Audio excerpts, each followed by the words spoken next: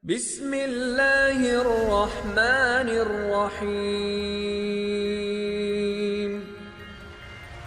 أعوذ بالله من الشيطان الرجيم بسم الله الرحمن الرحيم Assalamu alaikum wa rahmatullahi wa barakatuh. Chers téléspectateurs, bienvenue encore aujourd'hui sur l'émission Sharia Intelligence. J'ai toujours avec moi mes collègues ici dans le studio, la sœur Khadija et le frère Ismail. Moi, je suis Teslim Adeyema. Aujourd'hui, Inch'Allah, on continue toujours avec le thème de les maximes juridiques universelles de la charia. On est sur le troisième maxime aujourd'hui. Inch'Allah, aujourd'hui, je commencerai avec Monsieur Ismail encore. Monsieur Ismail, bienvenue. Merci beaucoup. La question aujourd'hui, je crois qu'on va commencer par faire un éclaircissement sur la définition même du troisième maxime. Et le troisième maxime précise que le mal doit être effacé. Le mal doit être annulé plutôt. Le mal doit être annulé. Alors, en arabe, on dit ad-dararu yuzal. J'ai trois questions ici. La première question, c'est que qu'est-ce que veut dire cette phrase? La deuxième, c'est que quelles sont les valeurs que favorise ce maxime? Et la troisième question que j'aimerais que vous répondiez ensemble, c'est que comment est-ce que ce maxime a été appliqué dans la sunna du prophète sallallahu alayhi wa sallam et ses compagnons? Merci pour cette tangible question que vous avez posée sur, je crois que notre troisième maxime. Alors, de toute façon, nous allons démarrer l'explication par une brève clarification de ce que nous entendons par le mal doit être enlevé, le mal doit être effacé, le mal doit être annulé. Et je crois que quand on parle du mal, il est clair et déjà dans la mémoire de nos frères musulmans ce que c'est que le mal. Donc chacun a la définition très claire de ce que c'est que le mal. Le mal, c'est simplement lorsque vous faites quelque chose qui déplaît, lorsque vous faites quelque chose qui fait souffrir à l'autre, lorsque vos dits, vos faits font souffrir autre, c'est ça ce qu'on appelle le mal. Le mal n'est pas seulement lorsque vous prenez le couteau et que vous coupez, non, c'est pas ça qu'on appelle le mal. Même à l'intérieur, on peut se sentir très mauvais, c'est ça qu'on appelle le mal. Alors, le mal doit être enlevé, c'est quoi? Dans la poursuite de notre objectif, de l'objectif final que vise la charia musulmane. Et on a premièrement souligné qu'il faut partir de l'intention, il faut effacer le doute, il ne faut pas que le doute soit comment on appelle, quelque chose qui va quand même bloquer votre élan. Alors, nous sommes tombés maintenant à ce que le mal soit enlevé. Ce maxime essaie de nous montrer que dans toutes nos actions, dans tous nos comportements, il faut toujours faire en sorte que celui à qui vous vous adressez ou celui à qui vous faites cas ne se sent pas gêné, ne se sent pas frustré, ne se sent pas ne le mettez pas dans la souffrance. C'est-à-dire que votre apport doit être dans le sens de son bien-être, dans le sens de lui apporter un soutien, dans le sens de lui apporter une clarification lorsqu'il s'agit des contextes de tests et relevant de la religion. Donc c'est ça en réalité là où on vous attend. C'est pourquoi on dit que le mal doit être enlevé. Alors, allant dans, comment on appelle, la deuxième rubrique de savoir quelle est la valeur et ce que quand même ce maxime est en train de protéger. Il est très clair ici que à partir de ce maxime, on peut voir que le maxime, et ce maxime est en train de nous prévenir sur et à faire quelque chose qui est mauvais. Et ce qui est mauvais, et il faut prévenir le mauvais. Il faut toujours laisser le côté mauvais. Je donne un exemple.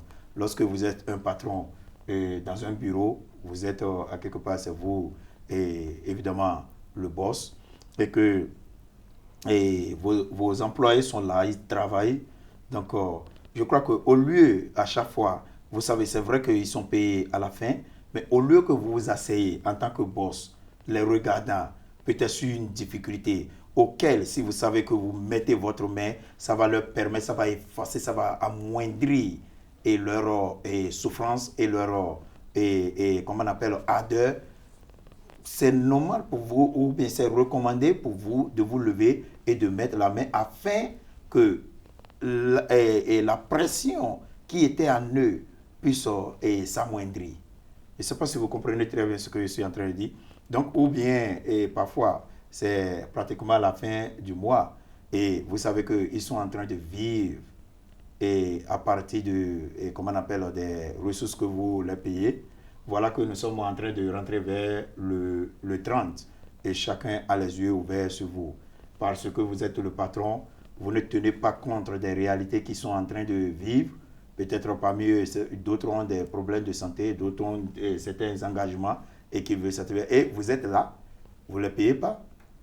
Et ils sont là et vous voyez, il y a un mal qui est causé là et qui est très, très dur pour eux de surmonter. Alors, je peux continuer aussi à montrer que la valeur même de ce maxime est de protéger et, comme on appelle, la foi et musulmane. C'est-à-dire quoi? L'objectif visé, la raison pour laquelle nous avons notre charia, nous avons nos règles, nous avons nos principes en islam, c'est le bien-être de l'homme, c'est le bien-être de nos frères musulmans. Donc cela protège ce que nous appelons ici notre maqasid de charia.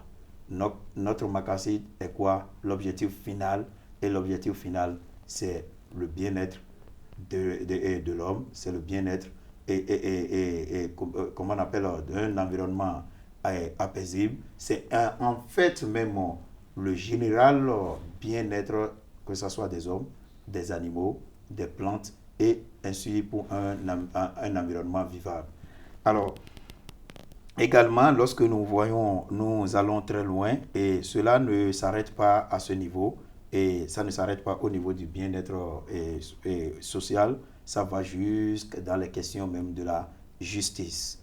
Lorsque les questions de justice arrivent, lorsque les questions où vous devez apporter votre soutien à quelqu'un qui, en ce moment-là, a besoin de ça pour quand même, vous voyez, sortir d'une souffrance, vous apporter et ce soutien, ça protège également le bien de la communauté, et ça va même dans le côté du bien familial, même dans la famille.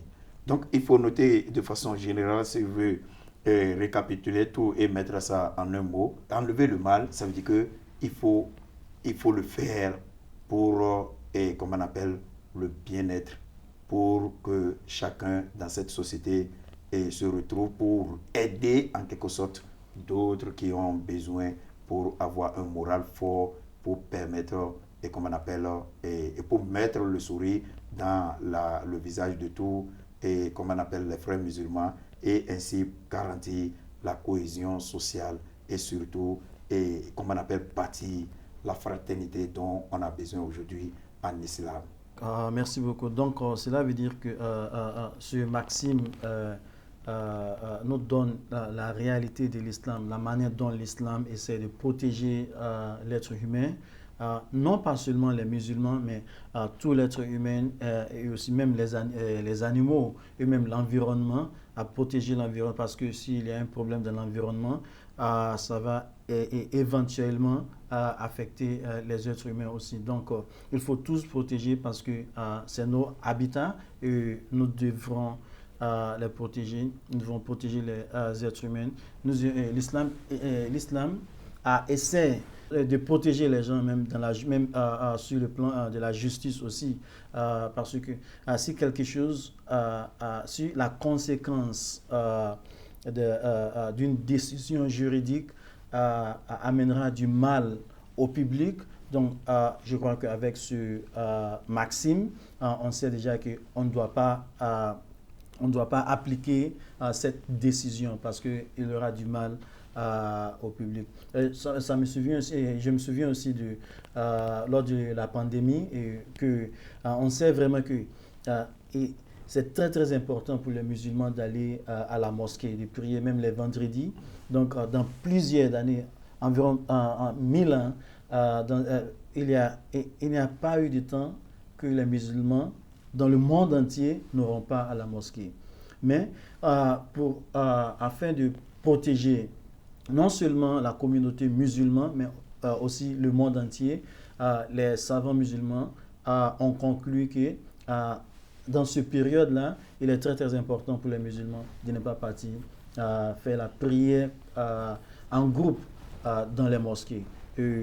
Voilà, donc c'est une manière de protéger la population, de protéger notre société contre le mal. Merci beaucoup. Bien sûr. Avant même de passer la question à Mme Khadija, je crois que je voulais aussi ajouter un peu sur ce que vous êtes en train de dire actuellement. L'islam ne s'arrête pas seulement dans la pure rhétorique comment on appelle, dans la récitation des versets coraniques. L'islam va au-delà de là et prend des actions positives. Lorsque nous voyez-vous, nous vivons dans un environnement et qu'aujourd'hui, nous devons bénéficier de cet environnement-là. Regardez, lorsque on pense qu'au nom de notre liberté, on peut être en train de couper les arbres, détruisant l'environnement. Et qu'est-ce que nous sommes en train de causer à ce niveau-là? Nous sommes en train de créer un problème social. Parce que finalement, les conséquences qui vont venir de notre acte seraient pour la communauté. Un simple exemple, lorsque il y a par exemple un arbre auquel nous avons l'habitude de se reposer lorsque le soleil est ardent et qu'un jour le propriétaire peut-être de la maison, celui qui est en face où l'arbre se plante, se décide de dire que vos bruits ont l'habitude de me déranger, je n'arrive pas à dormir. Il appelle quelqu'un, il dit il faut me couper l'arbre là. En coupant l'arbre là, qu'est-ce que vous avez fait? Vous n'avez pas tenu compte de l'utilité même de l'arbre, mais ce que vous avez regardé, c'est votre intérêt personnel. C'est ce que je crois qu'aujourd'hui, nous devons comprendre ces maximes-là pour qu'en posant nos actes, nous saurons qu'en réalité, tel acte est bon et voilà la finalité, voilà l'intention. Merci beaucoup. Après avoir dit cela, je crois aussi qu'il faut comprendre très bien d'où vient l'autorité de ce maxime afin de pouvoir faire des décisions juridiques par les savants. Donc j'aimerais poser la question à la sœur. D'où vient dans les sources coraniques ou hadiths, quelles sont les évidences, les preuves qui nous donnent l'autorité, eux-mêmes l'audacité de pouvoir utiliser ce maxime dans des décisions juridiques. Les évidences textuelles sont similaires. Les évidences textuelles qui prouvent ce maxime sont similaires aux évidences textuelles qui prouvent le maslaha, istirsan, sadjariya. Ça protège l'esprit et l'esprit du loi. Dans le Saint-Coran, il y a des endroits où Allah subhanahu wa ta'ala nous dit ne faisez pas du mal aux femmes. Il y a des endroits qu'on nous donne des commandes n'utilisez pas votre main pour votre propre destruction. Et aussi, plusieurs fois dans le Coran, on nous demande de faire le bien et éviter le mal. Même dans les hadiths, Ibn Abbas nous dit même que quand vous entendez haram dans l'islam, c'est similaire, c'est synonyme au mal. Tout ce qui est haram, il y a quelque chose qui va nous causer du mal. C'est pour ça que c'est haram. Et il y a même un hadith qui parle de chaque fois qu'on voit quelque chose de mal, si nous ne pouvons pas, nous devons l'arrêter. Si nous ne pouvons pas arrêter ce mal, nous devons parler sur ce mal-là, contre ce mal. Et si nous ne pouvons pas parler contre le mal, la moindre effort, c'est de mettre dans notre esprit, dans notre cœur que ça, c'est mal. Si nous ne pouvons pas changer cela. Alors oui, il y a plusieurs de preuves au-delà de ce que j'ai rapporté. Merci beaucoup. Non, merci beaucoup. Cela prouve qu'on a une autorité divine pour baser nos décisions juridiques sur ces maximes-là. Ce qui veut dire que lorsque un savant, un érudit, un juriste essaie de prendre des décisions, faire des législations sur un sujet, il doit toujours prendre en compte, il doit toujours faire référence à ces maximes-là, parce que ces maximes ne sont pas les maximes qui viennent de n'importe où. Ils viennent des sources coraniques et même de la sunna du prophète sallallahu alayhi wa sallam, donc ils sont très très importants. Monsieur Ismail, cette question revient à vous. Quelles sont d'autres maximes qui dérivent de ce maxime universel? Alors, merci une fois encore, Monsieur Teslim, pour la question. Et je crois qu'il y a beaucoup, et on peut dire que l'ensemble de ce qui constitue le mal a une relation avec, comment on appelle, les principes universels légaux dans l'islam. Alors, comment on appelle, le premier exemple que je pouvais énumérer ici est que lorsqu'on parle du mal, on sait que tout ce qui a trait au mal, ou tout ce qui cause le mal, conduit déjà à ce qu'on appelle haram. Donc, et je crois que ce que nous sommes en train d'éviter au maximum en tant que musulmans, c'est de commettre haram. Donc, et vous voyez, il y a comment on appelle, une relation entre le mal, ce maxime, et les règles fondamentales qui régulent la charia islamique. Donc, également, on peut aller dans le domaine lorsque nous voyons des principes légaux tels que faire verser le sang humain, c'est-à-dire l'écoulement du sang humain est également haram. Donc, dans ce domaine, on peut prendre l'exemple du terrorisme, l'exemple du terrorisme, des violences extrémistes, où des fois, vous voyez aujourd'hui, au nom de quoi que ce soit, au nom d'une compréhension autrement dite comment on appelle, des principes phares ou de la dignité islamique, on prenne comment on appelle, des sectes naissent, et des fois il faut créer des sortes de tensions, et non seulement pour autre comment on appelle, société, mais aussi pour les frères musulmans. Donc vous voyez aujourd'hui la situation auquel nous vivons aujourd'hui est vraiment déshonorant, parce que le terrorisme a pris un coup où aujourd'hui, on se demande, est-ce que c'est au nom de l'islam ou bien c'est un mal qui se fait causer actuellement dans la communauté musulmane.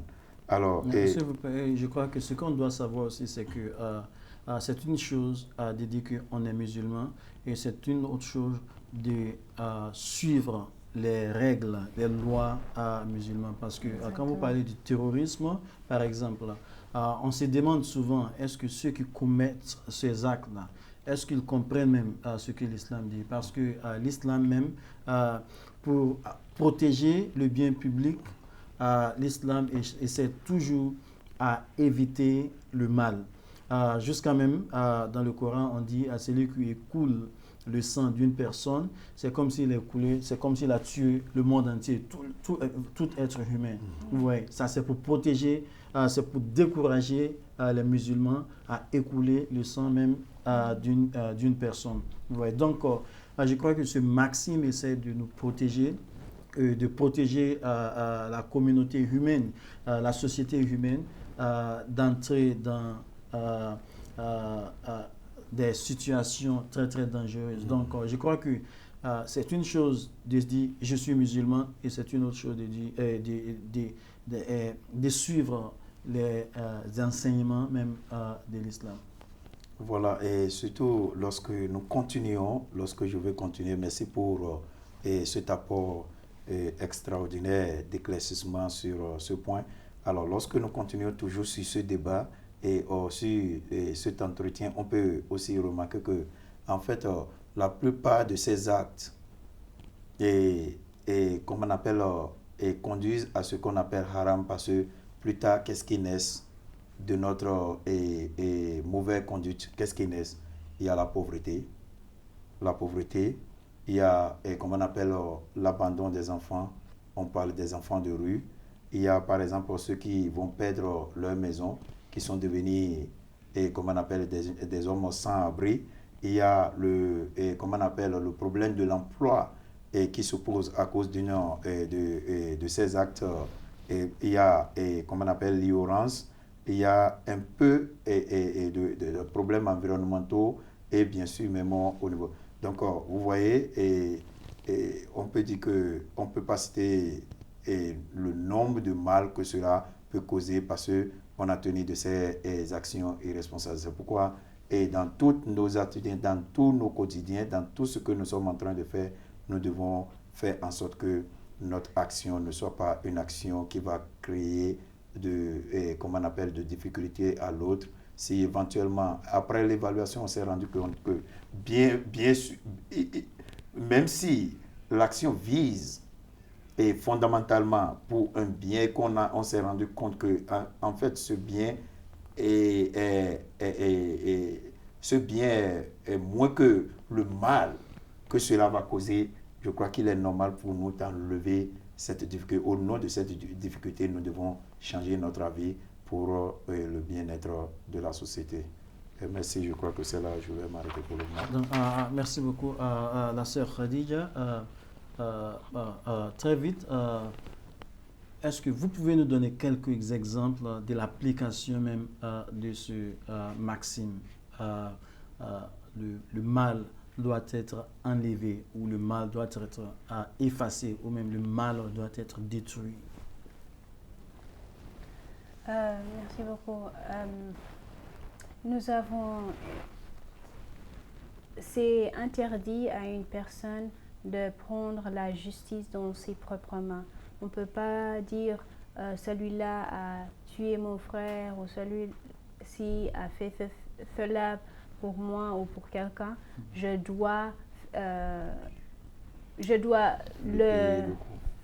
le payer. Non, c'est interdit en islam. C'est l'autorité qui peut faire ça. C'est l'autorité qui peut punir. Parce qu'on ne veut pas une situation où ça devient une cercle de vendetta. Nous avons aussi le dessin des abattoirs, le redessinage de l'abattoir. Parce que nous avons besoin de traiter même les animaux avec gentillesse et aussi fait pour la propreté de la nourriture qu'on mange. Un autre exemple, c'est le débarrassement des déchets publics. On ne fait pas ça au centre des gens même, où les gens habitent. C'est toujours derrière les villes où les animaux, les gens n'habitent pas. Et il y a beaucoup d'autres exemples. On ne fait pas un trou au milieu du route. C'est toujours derrière où les maisons ou le pays où les gens ne passent pas. Nous avons beaucoup d'exemples. Merci beaucoup. Merci beaucoup. Donc, même si c'est très, très utile, ce n'est pas censé de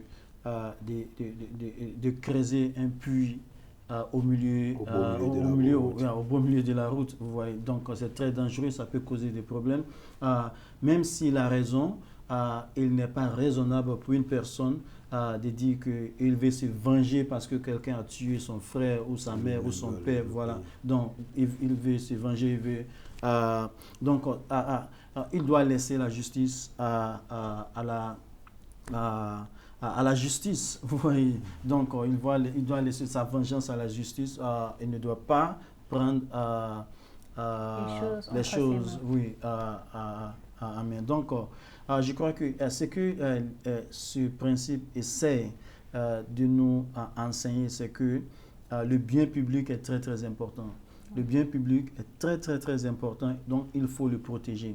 Donc, tout ce qui amènera à la déstabilisation du bien public, il faut arrêter cela. C'est pour cela qu'on dit le mal doit être enlevé, doit être annulé. Donc, tout ce qui amènera à la déstabilisation du bien public, il faut l'arrêter. Alhamdulillah, j'aimerais vous... Bien sûr, avant que vous ne fermez ce chapitre, je crois que il y a des évidences et des exemples très très concrets des réalités que nous vivons qui sont toujours, auxquelles nous sommes appelés à quand même appeler la conscience de nos frères dans la société, parce que ce mal dont on parle ici, nous devons comprendre de quel mal il est question. On a déjà démarré par là. Alors, vous voyez dans la société, ce qui se passe souvent, c'est que au nom de, comment on appelle, de je ne sais quoi, les gens prennent souvent des décisions et oublient que ces décisions peuvent affecter les autres. Par exemple, je donne un exemple très simple. Lorsque vous jouez la musique dans votre chambre et que vous bloquez le volume, et ce volume, toute la nuit, parce que vous êtes un jeune, ça ne permet pas à tous ceux qui devaient se reposer de se reposer. Et en ce moment, vous pensez que vous êtes en train de jouir. Mais c'est un mal que vous causez aux autres. Et le bruit sonorifique et, comme on appelle, et la mauvaise conduite, et même dans nos villes.